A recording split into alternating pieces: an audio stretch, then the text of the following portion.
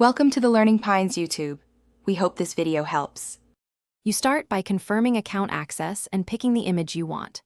Once done, press Start, then open Settings and go to Personalization. This is where Wallpaper lives. Make sure the file is locally stored. Network drives add delays. Now click Background to expose options. You will see background type, choose your picture and browse.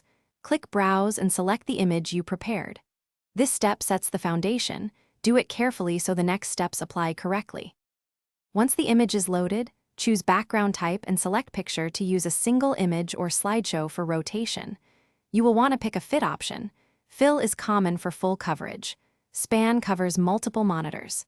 Make sure to preview on each display. Windows shows per monitor previews so you can set different wallpapers on each screen.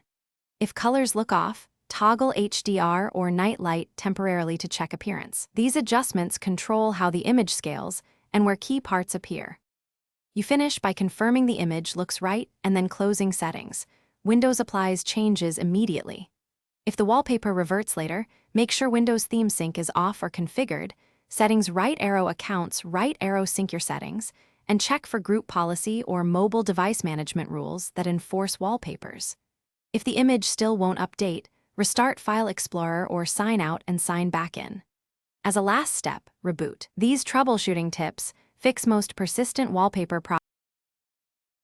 Thanks for watching. Consider subscribing if we helped you.